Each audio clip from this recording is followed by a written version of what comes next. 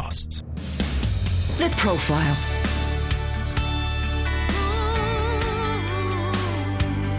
You're listening to Premier Christian Radio. You are listening to The Profile in association with Premier Christianity. To order your free copy of the magazine, go to premierchristianity.com/free copy. And I'm joined in the studio today by Victoria Hislop. Hello. Good afternoon, Ruth. The Island is one of my favourite books, and we're going to be talking about that later. But I think it's fair to say that you've had a rather roundabout career. You've been a journalist, you've done PR, you've done advertising. Now you're obviously a novelist. Was there a clear path in all of that? I think the only thing that links everything that I've done is that some kind of writing was involved. I'd say that's the kind of common thread that runs through.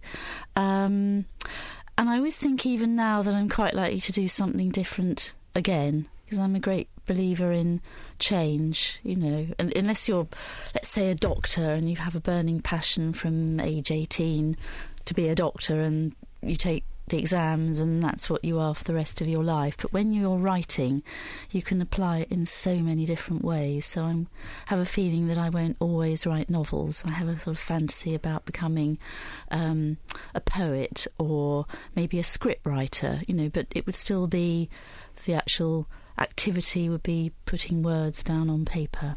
So we'll see. And how did you get into writing novels? Well, it was that was a sudden change in terms of going from writing facts to writing fiction. And although my novels all involve a lot of historical fact, they are fundamentally about people who just utterly made up and from my head. And that came about very suddenly, very simply, one day when I went to this little island off Crete, which used to be a leprosy hospital. And as I stepped off the boat as a tourist, like everybody else who goes there, I wanted to write about it, but I didn't want to write about it factually. I felt that I couldn't really convey what had struck me about that place just in factual terms, that I needed to use my imagination. So I kind of, from one minute to the next, became a fiction writer rather than a fact writer. So it was very, very sudden. And was that quite a difficult transition? It actually wasn't, because it seemed to me that all the people that I was writing about were, in my mind, they were real, which sounds a bit kind of airy-fairy, but it's very much how it felt. That the people that was kind of conjuring up in my imagination, they were all people that could have been there. So there's a sort of, that's in a way how all my novels are. I have to believe that even if what I'm writing is not actually true, that it could have been true.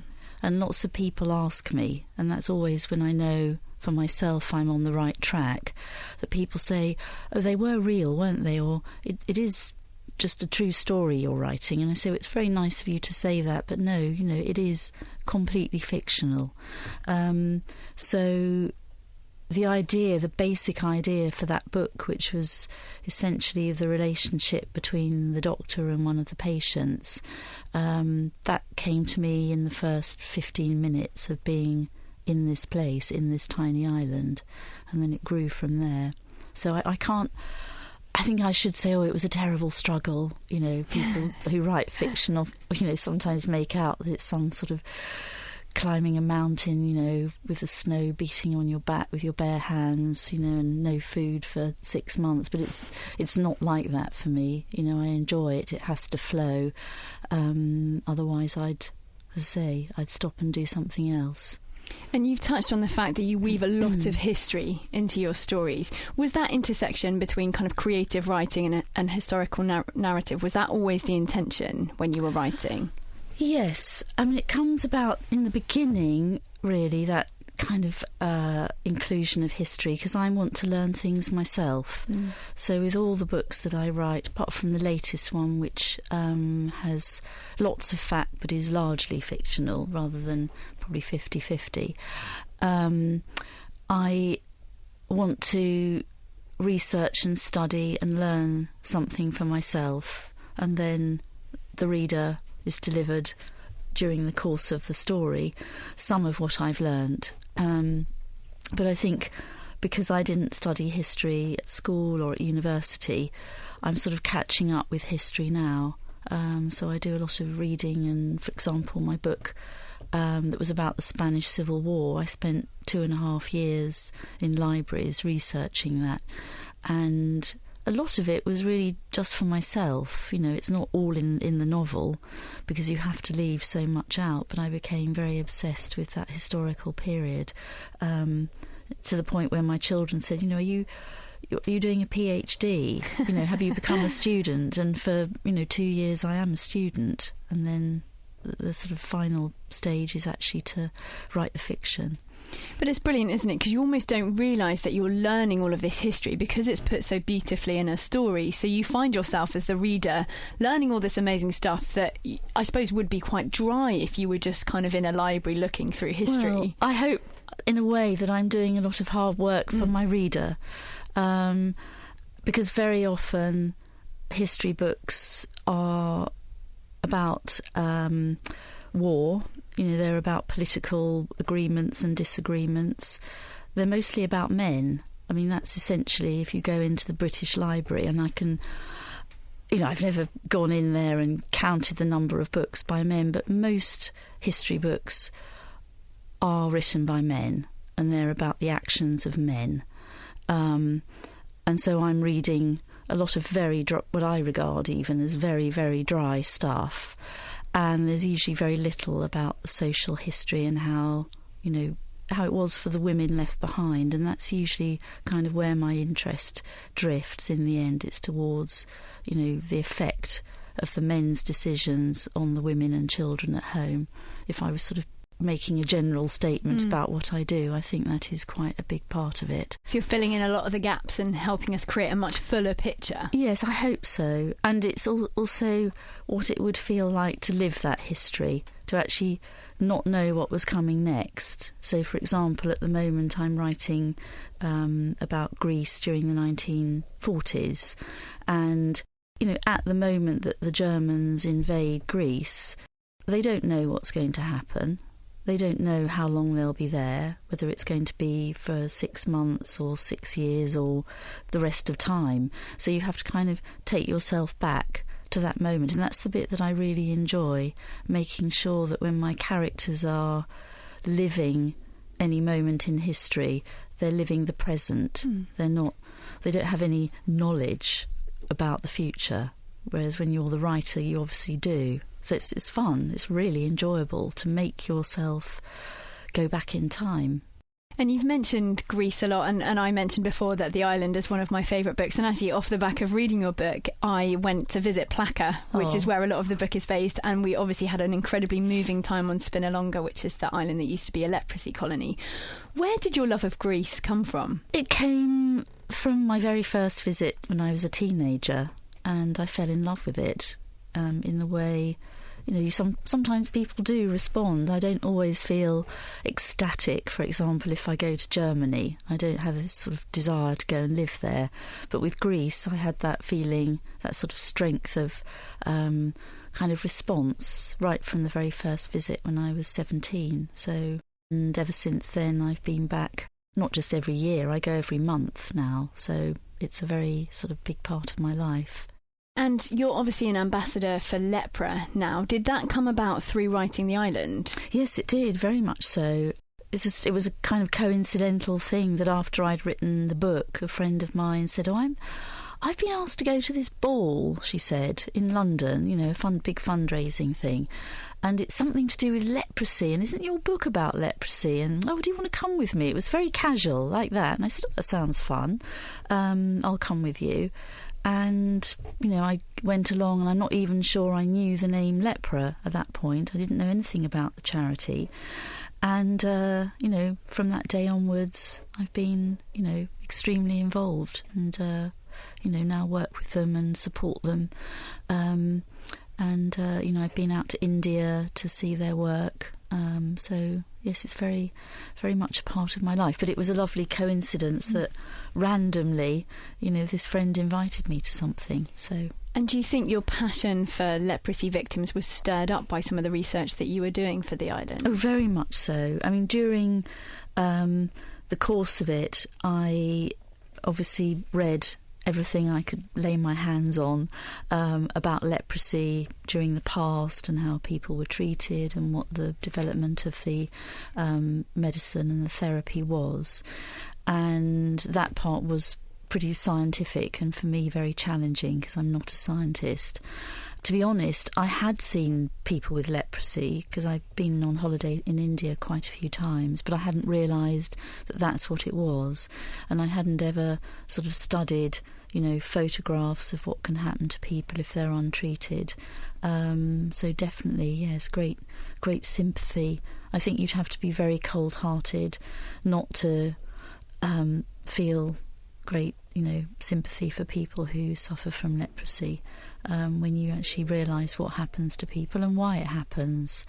And during the time that I was spending in Crete, just after the English version of the book came out, it then came out in Greek, and I met and became very close friends with somebody in Crete who'd suffered from leprosy, and he became one of my best friends.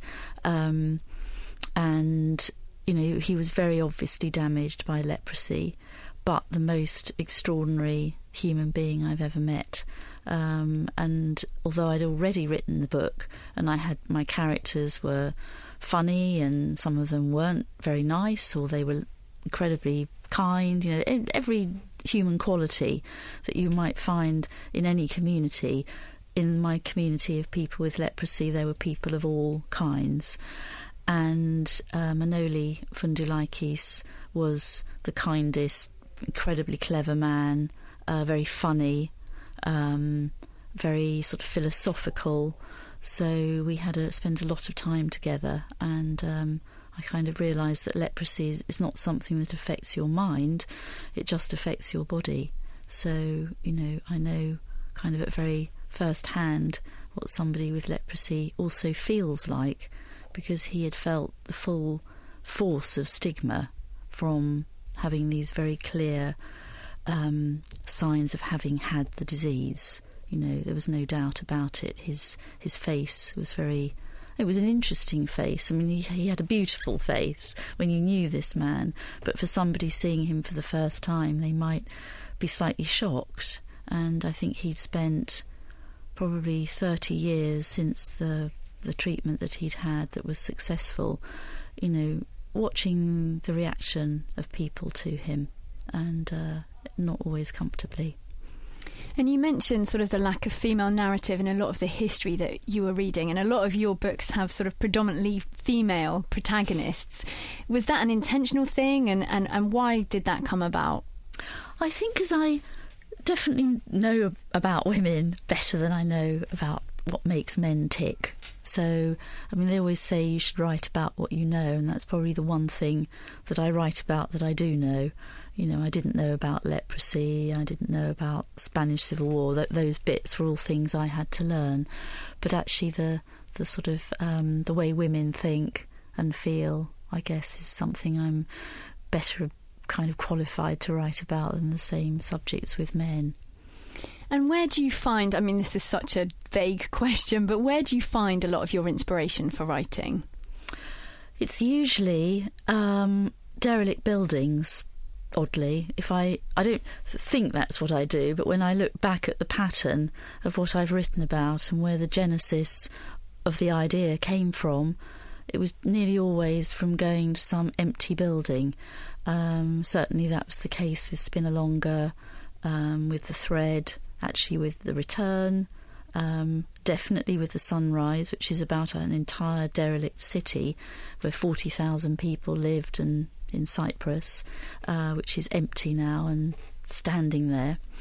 I'm very inspired by, in a way, the atmosphere of an empty building, because I think there's always clues to what happened there, and then you just sort of people it with your characters. So yes, dereliction, and I love dereliction.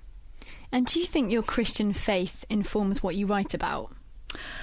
My Christian faith is a very sort of variable factor. I had an interesting upbringing in that my parents were both atheists, and we weren't baptised as children, my sister and I. So as a sort of teenage rebellion, we became born-again Christians. And my parents, I think, they weren't exactly horrified. They were just sort of slightly flabbergasted. Perplexed, that's a very good word.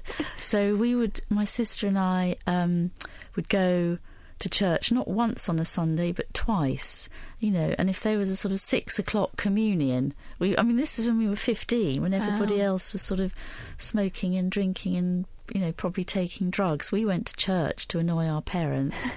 So that's such a great rebellion, isn't it? Very unusual, but it was pretty effective, because I think they were, because we used to preach to them as well. We used to try and kind of evangelise. And I remember having my mother sitting on my bed, and I was saying, "But Mum, you're going to hell.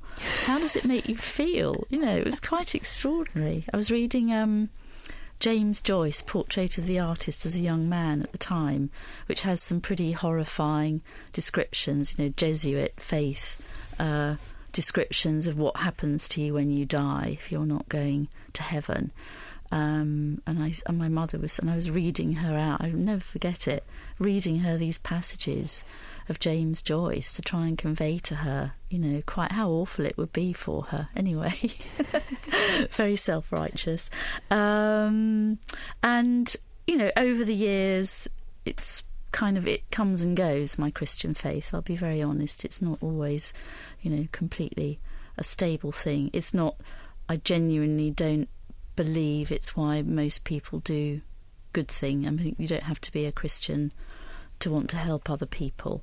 So I'm sort of very firm, and my children, I don't think they have a particular faith, but they both, I think, spend more time, helping others probably than I do. So they're sort of motivated by humanitarian kind of sense of what's right and wrong.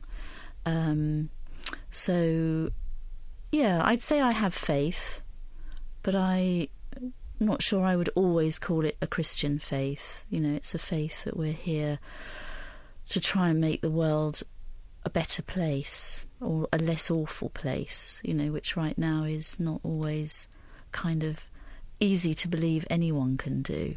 One does despair a little bit. But, yeah, I think my faith is in the fact that most people are fundamentally good. And you mentioned that your faith kind of comes and goes, and sometimes you're not sure about it. And actually, your husband, Ian Hislop, the editor of the satirical magazine Private Eye, has talked quite openly about kind of his struggles and the fact that his faith sometimes waxes and wanes. Yeah. And I love that honesty. Do you think we need to be a bit more honest about our struggles? Because I think sometimes we see Christians in the media who have just got this sort of perfect, shiny faith, and you think they can't possibly think that all the time, can they? Yeah, I don't think people can, but I'm sure there are some who can.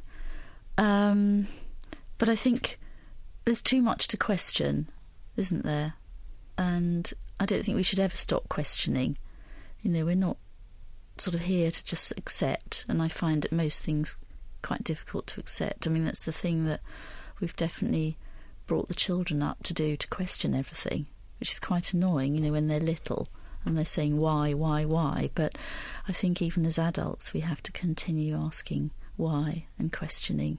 And there are so many fantastic books to read now which question things. I've just read one by somebody called Sam Harris, and it's about free will, and it's really extraordinary because it's scientific experiments that show, before I pick up this glass of water, if they do a scan of my brain, I decided to pick it up before I picked it up, but it was the neuron, so what is it? Did I really pick that up because of free will, or was it some pre-set pattern of actions that I'm about to take? And all that's fascinating. We have to keep reading all these thoughts, all these philosophers, some of which may well go against Bible teaching. And do you think you bring some of that kind of questioning into your writing? Yes, and sometimes people don't particularly like that questioning. I think let's say, for example, at the moment I'm writing about the Greek Civil War, which was a struggle between the right and the left. And I fundamentally think that if I had to choose between being a communist or being a fascist, I know I would go towards communism, because the belief that everyone in some way should have an equal amount, that they are equal, because I think we all are equal fundamentally. No person is better than another person.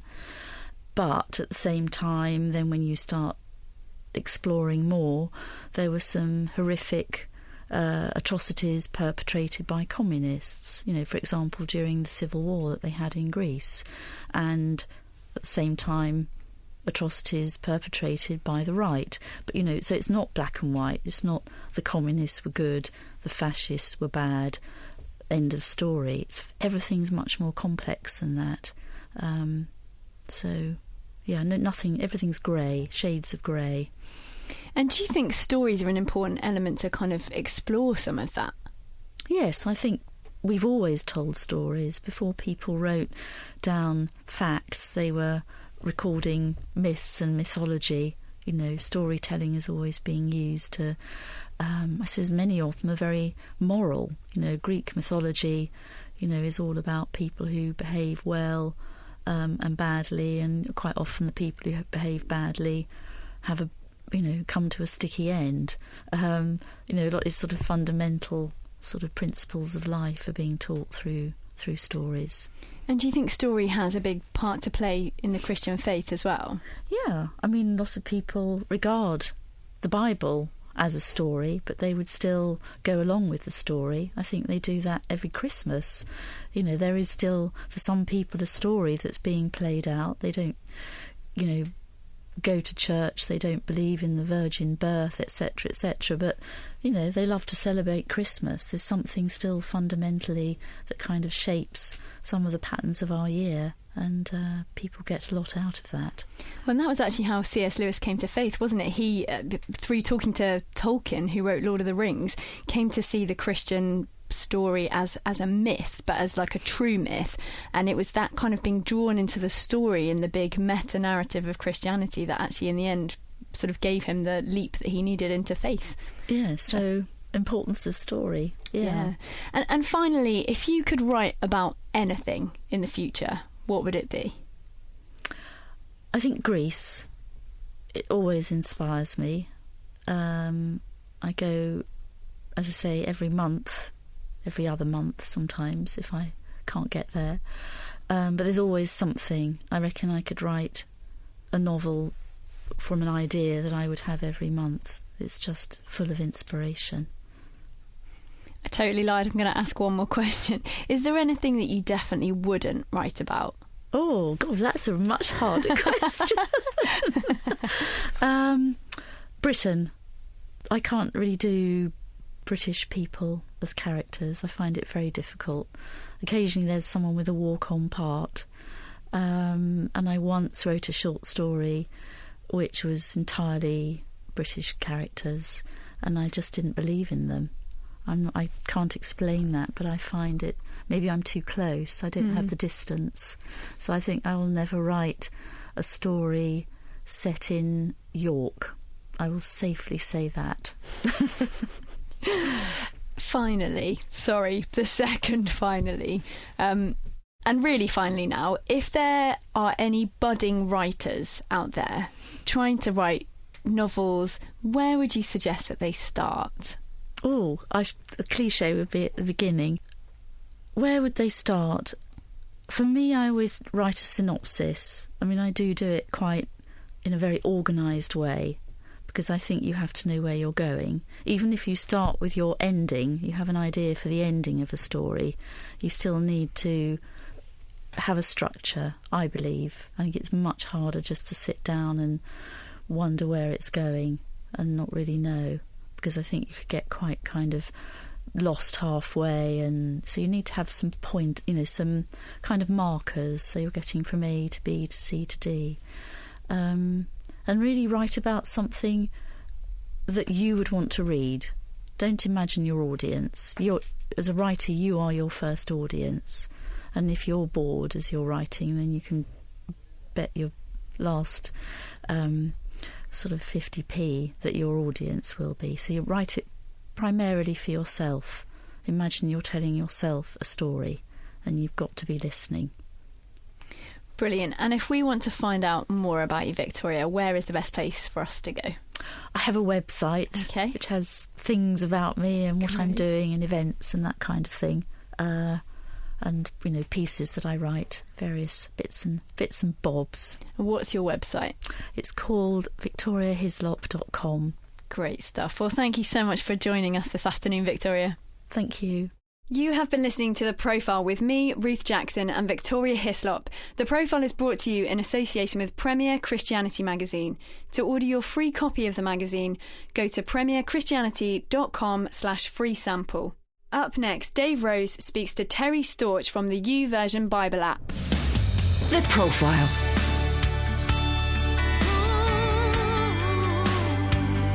You're listening to Premier Christian Radio.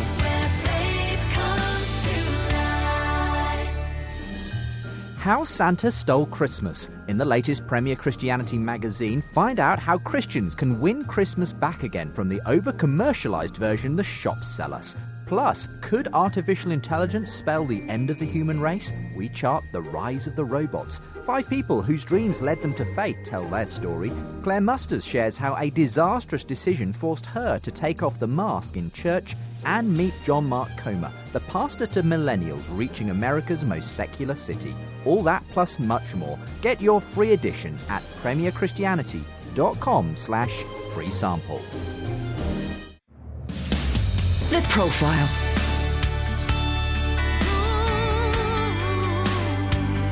You're listening to Premier Christian Radio. Hello, I'm Dave Rose. Now, if you read the Bible on your phone, chances are you do it using the YouVersion Bible app. Well, prepare to meet the co-founder of it.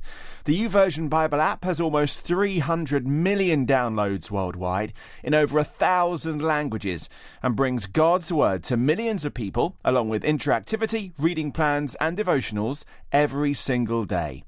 I spoke to Terry Storch about founding it and about his role as Digerati pastor at Life Church.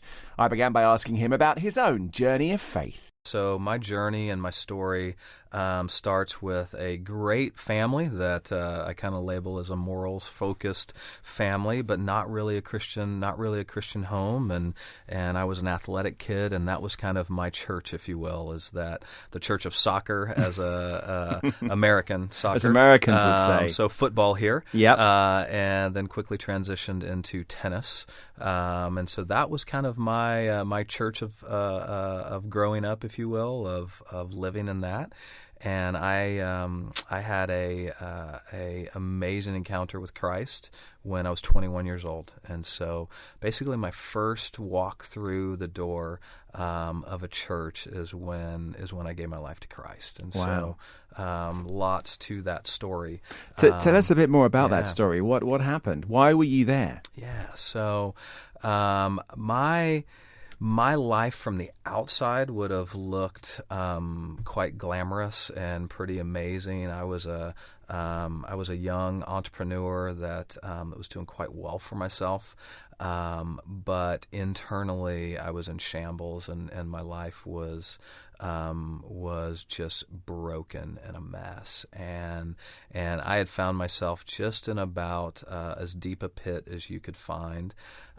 Striving for all things from the world to answer the question that now we recognize that can only be answered by Christ, and tried to fill that gap with everything that you can imagine. And I got into an argument with my fiance at the time, and stormed out of our condo at the time, and was not really in a state to be driving, but gathered myself together and drove off and ended up in a parking lot. And I remember it like it was yesterday, and we're multi-decades away from this now, and I remember looking up in my car and didn't know God at the time, and I just said, God, what is wrong with me? What I don't understand. And literally when I opened my eyes, I looked at this sign that was in the parking lot. It was in kind of a strip mall type of a parking lot. And at the top of that sign was a church sign, and it had the pastor's name on it, and it had the service times. And I remember thinking is that I've tried everything except church. And so that was a Saturday night. I drove home, and that next Sunday I came to church. And it's in kind of a theater environment, if you will, that seat, there's probably 300 people that were there. And I remember like it was yesterday, the pastor just locked eyes with me, and I felt like there was no one else in the room, and he was staring at me. And his message just resonated at the end. He gave a call to Christ. He gave a very clear salvation call of what it means to follow Jesus. And I knew right then and there is that that's what I was missing. That's what I needed. And I stood up, I walked forward, gave my life to Christ, and that became my journey when I was 20. I think I was 21, almost 22 at the time. Wow. And by then, you mentioned earlier on that you were kind of a successful entrepreneur. That's correct. By then, in kind of the world of technology, right? Yes. At the time, it was technology. Back then, it was telecommunications. Technology looked a lot different. Very different technology to nowadays. In the early 90s. So it was technology, just a lot different than what we know tech as today. And so because everyone has their own story about when they become a Christian and the impact it has on their life, the changes that they see. Yeah. Tell us a bit about that with you, Terry. What changes did you see, and what direction did it send you in? Yeah, absolutely. So the direction and changes that immediately happened is that, as I talked about, is that my life was pretty much in shambles and addicted to all of the wrong things, if you will. And I knew that needed to change. And my strategy, because I'm a very strategic thinker, is that I knew that I couldn't just remove some things in my life without adding other things back in to fill those voids. And I knew all of the areas that I needed to remove from my life. And so what I decided to do is that as I exited that church service and met with a counselor, and the counselor gave me some words of advice, which were fantastic. And real simply put, is you need to read your Bible, you need to show up at church on a regular basis, you need to serve, because getting outside of yourself, you're going to see great fruit. You're going to get great fruit from that. And if you just focus on those three, it's a great thing to start with. It's like great. So as I walked out, I heard this just ruckus and rumbling in a room, and I peeked in, and it was children's ministry. It was kids having a great time. And there was just something that resonated with me, is because I didn't have that growing up. And it just looked fun. And I remembered the counselor telling me I needed to volunteer. And so who's this creepy young 20-year-old that's wanting to volunteer with kids? And so I found the pastor and got his contact information. We met for lunch that week and told him my story and told him I needed to start serving. And so that's what I did. And so what I removed from my life, I re-injected with getting involved in the church. And my also personality type is that I never am halfway into anything. It's like all in. And so I was working probably 80, 90 hours a week. It's normal, normal for that world, and wasn't married, wasn't anything at the time. And so I decided that I'm just going to invest every waking hour into the church, because if I'm at the church, I'm not going to be able to do some of those things I'm trying not to do any longer. And so I worked, I was at church, and I slept. I worked, I was at church, and I slept. And somewhere in between there, I ate. And that is what fueled my passion for the church. And the long fast forward to that story is that 5 years later, My passion for business and entrepreneurialism never died. It's still in me today, and it wires me. But my passion for the church and reaching people for Christ and leveraging technology to spread the gospel and to reach people all over just eclipsed that passion for business. And that's what happened in 1999 when I went full-time into ministry, is that eclipse just happened. And so that just made the shift, and I left business, I left kind of that entrepreneurial side, and decided just to give my life to the church, and that's been my journey. And so since 1999 into today, I've been in full-time ministry.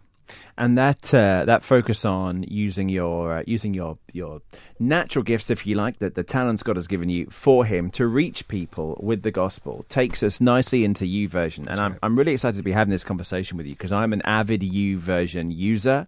It's on my phone. I'm in the middle of a reading plan. I do it every day. It's fantastic. And 200. Now, give me the numbers. How many hundreds of millions of downloads are we at now? So as of right now, when I looked in my earlier interview, it was 287,711. Wow. And and I said 287,711,000. And that just keeps ticking upwards at about 5.5 million new downloads a month. Tell me about the birth of YouVersion. Yeah, so my boss and co-founder as well, Bobby Grunwald, and I started this together back in 2007. He had the vision in 2006 of it, and he tells that story in a beautiful way that only he can, and I'll try. But he was in a security line in the Chicago O'Hare Airport, and if you carry yourself back to 2006, technology looked a lot different. That was kind of the rise of blogging. That was the rise of content creation. It was kind of before social media. Facebook and Twitter were still early on, and Facebook at that time was just getting outside of the college market. So no one knew what those were. But the rise of technology looked like blogging. And so now I have a thought, I have an idea, I can easily share that with the world. Flickr, which today sharing photos with Instagram and Facebook is so easy. 2006, it was insanely complicated. Flickr came out and I took a picture and now I can share this with the world super easy. So it was all about sharing content. And so the idea with YouVersion back then was all of these stories were coming out into the web and able to publish content. But we weren't seeing the Bible intersect in any way, shape, or form. So the thought was, how could the Bible be a part of that story? How, when someone is sharing a YouTube video, a Flickr photo, or a blog, if this thought of in the beginning God created and I wrote something, how could I associate that with a verse or series of verses? And that was the original concept of YouVersion, is allowing the Bible to intersect all of these stories that were going on. And so that started in 2007 as a website. And most people don't know YouVersion today as a website is because it failed. That concept and that idea, the super cool way to talk about that now with high-tech companies, it's called a pivot. We just called it a failure.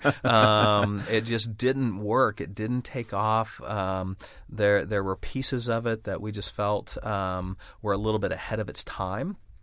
And we were really close to shutting the project down because kind of our ethos and how we're wired is that we don't hold on to bad ideas. We like to just keep trying. And we were really close to shutting that down. But the one thing that Bobby and I both were avid users of at the time, and you may remember this, it was called a BlackBerry. I vaguely remember a BlackBerry. Remember those. Those are the ones with the real actual buttons, right? Actual button keyboard. Buttons. Yep. Yeah. Actual buttons, and they were hot at the time. That was the smartphone of all smartphones.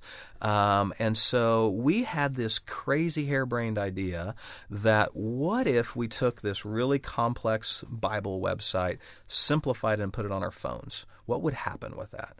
And so we quickly threw together a mobile version of it, and two things happened. the first thing that happened is our traffic to that mobile site went up 10, 15 times the amount of people that were accessing that. Come to find out, what also was intersecting at the time is that the first iPhone was just about to release. Didn't have apps on it yet, but it also kind of came right along those lines of where people started becoming familiar with connecting with content on their in their hands. So that happened at that same time. So traffic went up. But what really shaped us was more of what we saw in ourselves and our team. What really shaped us is that both Bobby and I were pastors at the time, but at the time we would tell you is that we had a desire to read the Bible on a regular basis, but we would be those ones that it would sit on our bookshelf or it would sit next to our bed, and we wouldn't open it as much as we wanted to. We had desire to do it, but we just weren't doing as much as we wanted to. And the moment that became available on the mobile device, it was with us everywhere that we went. So not only were my email and my text messages with me, the Bible app is with me everywhere that I go. And what we were finding is that we were reading it more than we ever did, and that we're engaged in Scripture more than we ever did. And that's when we realized we're onto something. We had no idea that we would actually read on that tiny little screen, but we did. And that is kind of how that journey began into mobile and to what we now know as the YouVersion Bible app. And the growth since then has been, as we talked about the numbers a second ago, has been huge. Yeah, astronomical. And that is that not due partly as well to the continued invention and kind of entrepreneurial thought that obviously goes on behind the scenes as new elements of the app are introduced. So, you got plans, you've got, the ability to share verses, to share thoughts, to share notes. All of a sudden it's become, as well as just having the Bible on your phone, it's become a real interactive social device. That's right. Yeah, we think that's really important. We love the big numbers. I love celebrating over 250 million, users and growing. And we've got internal goals to hit 1 billion and beyond, and every tribe, every nation.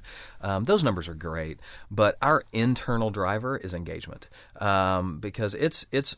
I remember myself is that I was not lacking Bibles. I had plenty of them in my house. I just wasn't reading them. And so our desire is to not only get the app on every device, that it can handle it across the globe, is that we truly have desires to get everybody to engage in it. And that's what motivates us. That's what drives us. And so we're constantly looking at technology trends. We're constantly looking at behavior. We're constantly looking at what's working and what's working across, and what of those can we apply to a Bible standpoint? What of those ideas that will work from a Bible context? What new things can we come up with and create that simply can help people engage in God's Word on an everyday basis? So you're spot on. Some of the things that are the most actively used features inside the app are what you described as plans. What is so simple but revolutionary about plans is we hear from lots of our users is that they don't even know where to start. The Bible is complex. Right. I have no idea. I know I'm supposed to read this thing, but how do I do that? Plans is designed to answer that question for people. Is that we're continuing to move easier and easier and easier to get people on-ramped into just doing what they desire to do but have a hard time doing. So plans is growing, sharing. That's kind of the external, of God's doing and moving something in our lives. And so what we were seeing is that trend was on a crazy up and to the right peak. And many years ago, we were seeing where media sharing was going and Instagram's explosive growth, and that just kind of spawned the why not have visual verses of the day, and so that just put fuel on the fire, and we're seeing. I believe at the time that we're recording this is that we see about 350 to 370,000 verses shared a day. Wow. And that's just continuing to grow at a fairly fast rate. And so we try and see what people enjoy doing and how do we get the Bible engaged in that's going to pull them in. And so, yeah. We've had recently here in the UK some slightly depressing statistics about the amount of people, the number of people who are actually reading the Bible, even within churches. So outside of a Sunday, when you're in a church service, the majority of people in the Church of England, we've heard over the last few weeks, don't read the Bible, which seems a bit crazy, bearing in mind, we're Christians and this is God's word. So why is that? Why aren't we getting into the Bible as much as we should do? I mean, we've kind of talked a bit about not knowing where to start, a bit about, unless you have an app like YouVersion, having to find the book and get it and open it. Why aren't we more into our Bibles? Yeah, that's a great question. I believe it's a challenge. I believe it goes all the way back to the vision and the heart of what we saw when we moved from a clunky web interface to us not really having a desire to read the Bible, but even though that was on my bookshelf and easily accessible, that we didn't really do that. It becomes an interface challenge, becomes an accessibility challenge. And so I think the story that needs to continually be pushed on is that it's easily accessible on your device, and have it there. And what we're seeing the inverse of that, is that we're seeing people that are engaged in the Bible app. We're seeing that those that have taken that step, that engagement is going up. We're seeing our daily active users, going up. We're seeing our monthly actives, move the needle. And so I think that the challenge that the church as a whole, continues to struggle with is transitioning some of what's viewed, even though we don't necessarily, as longtime believers, view this book that might not necessarily be relevant to my life, today, and so I'm not going to read it because it's this old thing, that's in a pew and it's accessible to me when I'm in church on Sunday. It's how do we take that book that's in a pew and move it out of the pew and move it onto something that's with them everywhere that we go. And that's what's driving us, of trying to move people into that economy, because I see how it's changed my life, and I see how it's changed so many lives of people on our team, and I see how it's changed, countless people that we interface with and hear their stories of just simply that having that Bible with them every day. What you and I know, we live this now, is that God's word is transformational. It will not be returned unvoid. And just having it with us and making that part is that we know that that's true. And so how do we move people from something that is no longer relevant, which we know it is, but they view it that way, to move it into that space that it's with them everywhere that they go, lower the barrier of entry, and make it super easy to connect with God's word and trust that He's going to do great things with that. And surely the future of the church has to go in a digitally innovative direction. One of my great frustrations, I'm sure this is true for you as well, Terry, is how slow sometimes parts of the church are at engaging with technology, in seeing technology as a friend and something that can be used to reach people with the gospel, to engage with God's word, to pray with each other across distances, to share all this kind of stuff. We have to find ways to be more engaged in the future. Yeah, it's true. We the good news that I bring is that I see great transformation happening there. I see the desire there. Multiple meetings of just being here in London with organizations that have been established longer than the United States. And welcome to the UK. That's right. and their desire to get there. So I believe that God's working through His church, and I think that we're going to get there. There's no doubt that as a recovering entrepreneur, nothing moves as fast as I want it to move, but I just trust and believe that God's love and passion for His church is well deeper than mine, and my love for it, and I know that He desires that, and I see the right efforts moving in the right direction.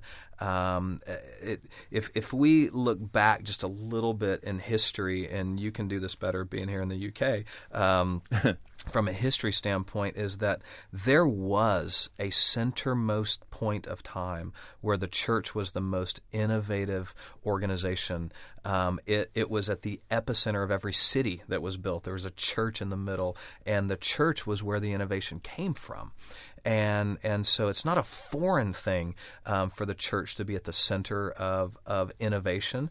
It's just we're at this place of where innovation kind of left the church and the church left, innovation. And I believe that it needs to be reclaimed, and that those two don't need to be at odds with one another. Those two don't need to be, polarizing statements in a conversation of that the church and innovation.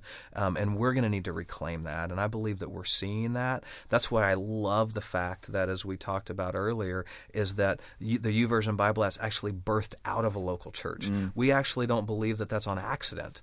And we believe that that's what God's going to continue to do. And we stand prepared to join other local churches in the rise of having technology intersect the kingdom and kingdom efforts. And it's happening. Maybe not as fast as you and I would like, but it is happening. We've got literally 1 or 2 minutes left, and I have not even mentioned Life.Church yet, but I do want to do that because you have this great title of Digerati Pastor. Is that what it is? Yes, sir, that's correct. I love that. Tell me very briefly, because I think it could be a great resource for people listening, about what Life.Church is, because it is, in a way, extending this whole digital engagement and sharing ideas with church leaders and Christians. That's right. So we are a multi-site church based out of Oklahoma. Our founding and lead pastor, Pastor Craig Groeschel, is an amazing leader, an amazing pastor. We're a multi-site church. We have 29 locations in the United States and continuing to grow. And at the heartbeat and epicenter of what I get the privilege to do is to lead all of our digital efforts, and we have an internal axiom and an internal vision is that we're going to lead the way with a rational generosity, because we believe that it's more blessed to give than to receive. And so all of the things that I get the humble opportunity to do out of our great leadership team and senior pastor is how do we give away these technology efforts. And so you can visit Life.Church and learn more about the church, or you can there's a whole area that you'll find there that's called Open Network, and that's where we give away all of our resources. So any sermons, anything that the church builds and makes, we give that away. And we've got almost 500,000 pastors and church leaders around the globe that access free resources. We give away free apps that help churches. We obviously give away the free Bible app from that standpoint. We have a church online ministry that reaches 225,000 people every week, and praying with them and seeing people come to Christ across the globe. And so that's in a 2-minute dissertation what I have an opportunity and privilege to lead. But yes, it's through Life.Church, amazing pastor Craig Groeschel that leads it all. And so absolutely check that out. Terry Storch, co-founder of the YouVersion Bible app and Digerati pastor at Life Church. Stay with Premier Christian Radio for Premier Playback on the way next.